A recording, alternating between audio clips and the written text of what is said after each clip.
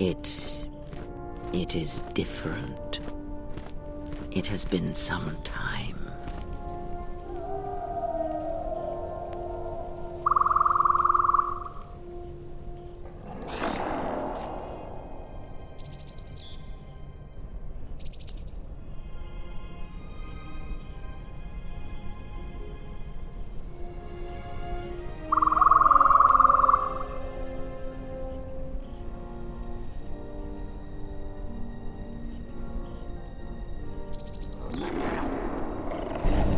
Forgive me, but I need to rest.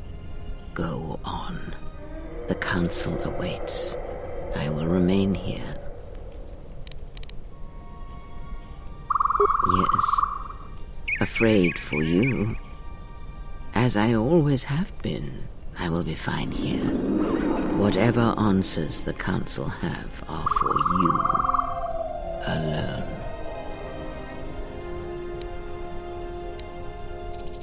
I am tired. The journey has been a long one.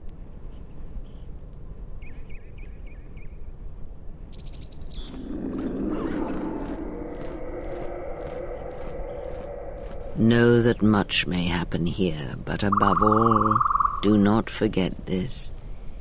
You may trust in me. We cradle each other's lives, and what threatens one of us threatens us both.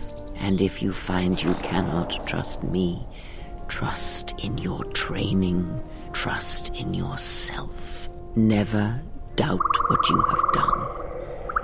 All your decisions have brought you to this point.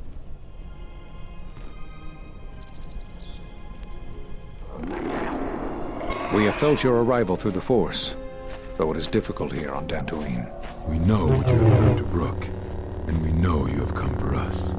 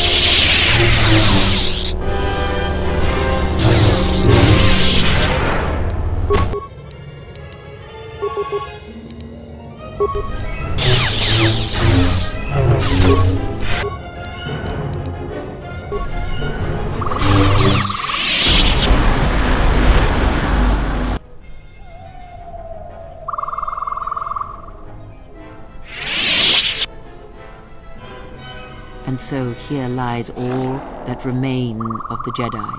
It is a powerful thing you have achieved here. You have brought death again to Dantoonie.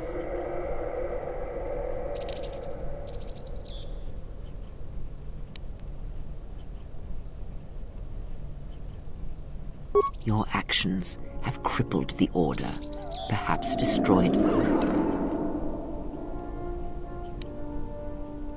No, perhaps it is difficult to say. For every Jedi slain, for every Sith slain, another rises. But the Order is wounded, yes.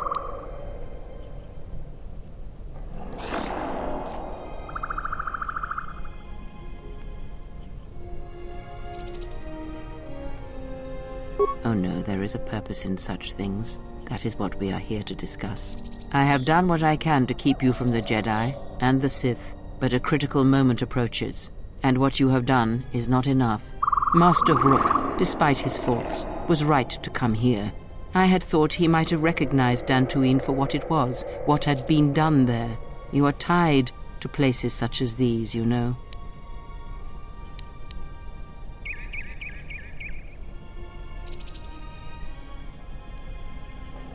Yes, but Master Vrook was unwilling to see what other masters may have seen, that the echo of Dantoonie he felt was inside you as well.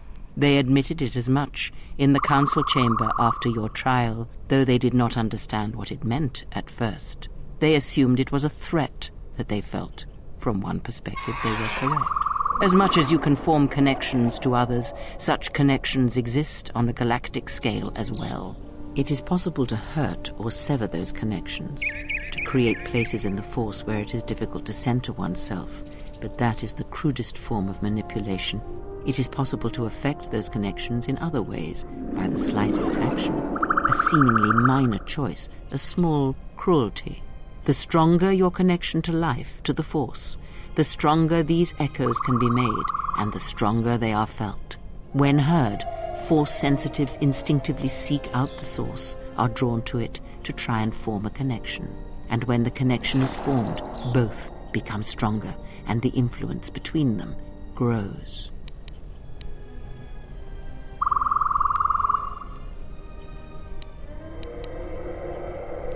Your companions, many are touched by the Force on some level, and in many ways they serve out of compulsion and because your connection influences them strongly. It was much like it was for you in the Mandalorian Wars, with many Jedi under your command. But this connection has other consequences. When the Source is wounded, the one on which others draw strength, then they are wounded as well. What one feels, the other feels. And when others die, the scream travels back to the Source.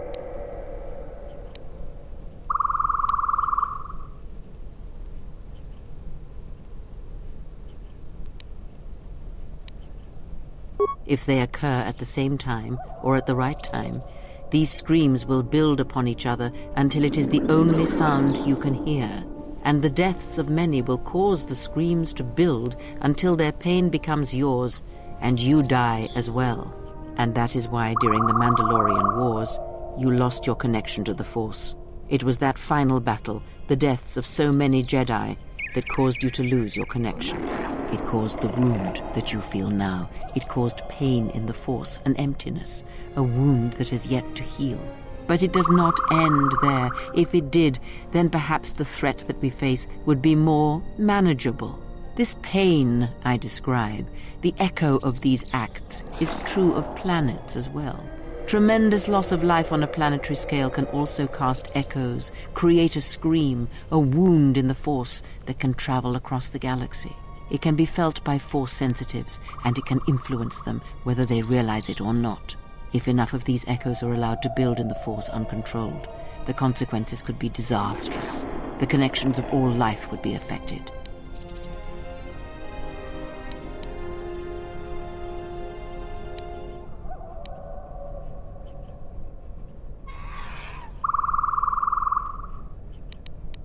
As I have said, screams and their echoes can overlap, build in strength, and if timed correctly they will build on each other, the scream will grow, and anything that can hear this scream shall be deafened or killed.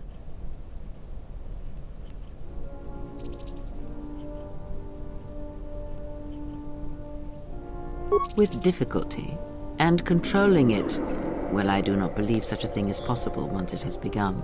But in order for this to work, all of them must be timed correctly, must be carefully orchestrated and controlled, from the greatest to the smallest of echoes, even the ones that come from a lone exile echoing across the galaxy. And when that exile forms connections to others as you do, the danger becomes apparent, the echo continues to grow, to travel.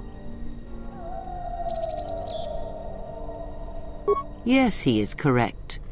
You form such bonds easily. The why of it is not important now.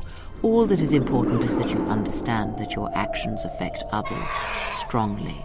Anyone can do such things, since life is connected by the Force. Sometimes the connections are faint, but in your case, they are very strong. You instinctively know how to manipulate such connections, to influence others. You have seen it mirrored in those who travel with you. You give others strength to act, but it is also possible to draw upon the strength of others to increase your own. It is similar to drawing upon the Force as Jedi do, but when it is touched by the power of the dark side, it is something else, something deadly. These Sith we face, they have learned how to do this. It is a technique that has been lost for some time, not seen in the days since the ancient Sith. They can use it to consume other Force sensitives, and at the highest pinnacle of power, use it to consume anything that lives. The blind seer, Her master has harnessed this technique, and he is rapidly approaching the height of its power. I fear he may even rival some of the ancient Sith. He is already more of a force than a living thing, a hole in the Force that threatens to draw everything into it. And the teaching must die with him, or else all life will be placed in jeopardy. The destruction of the Order, the Masters, it was not an end in itself. I did not expect them to still live. Their presence was knowledge I did not possess. But now this has been corrected, and now the sides of this conflict are as I had thought them to be.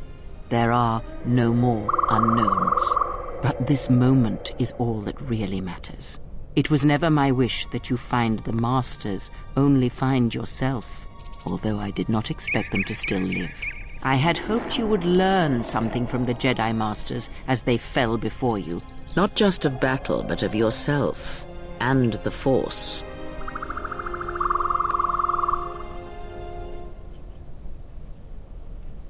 I must know if killing them, if revenge brought you any measure of satisfaction, if seeing them dead has settled the disquiet within you.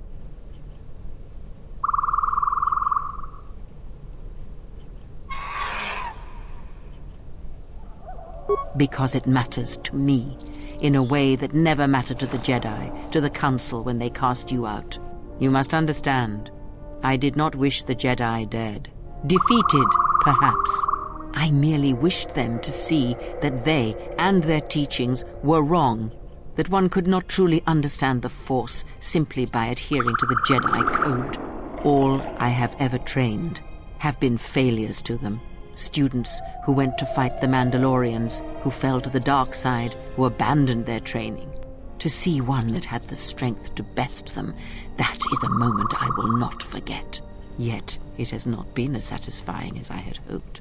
To best one in battle is one thing. To defeat them without striking a blow, that was my hope. Regardless, it had to be done. To have such powerful Jedi still live, still be felt in the Force, even on such worlds as they had chosen, was a threat that had to be ended. That is not important. First, let us return to my question. If, by killing these Jedi, if you achieved any measure of peace.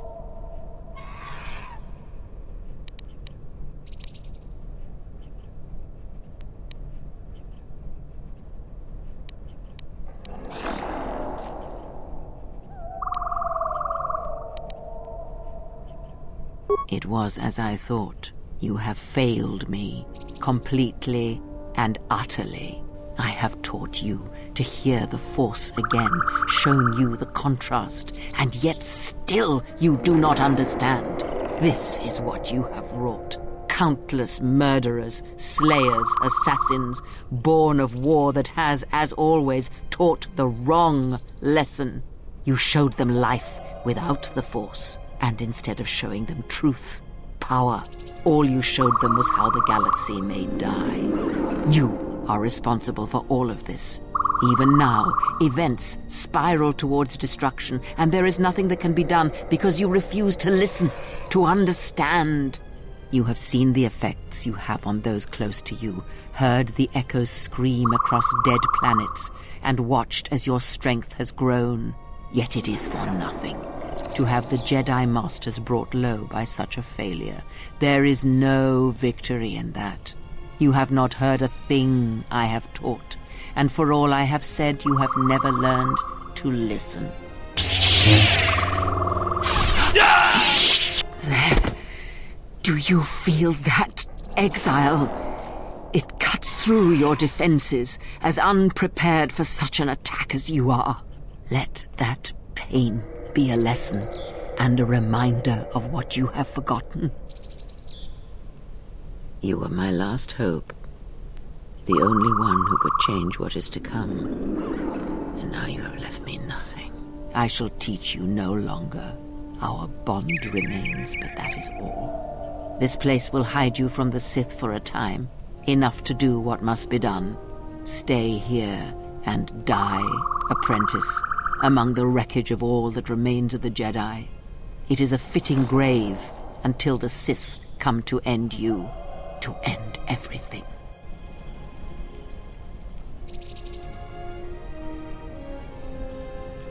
You... Oh, yes. At last, you see. I am one of the Sith, it is true. I must answer for my actions, and it is my wish that only Atris hear my answers. You have taught them to bond with others, and then feed on others through that bond. What you have brought is the death of all who can feel the Force. It is your gift to the galaxy, exile. And unless you hear it, and silence the echo you have caused, then every living thing everywhere that is touched by the Force will die. Soon your ship will come, my master. I will bring him before you, but I will not let you have him. Soon your ship shall come, from that which made you. I know you can hear me. I have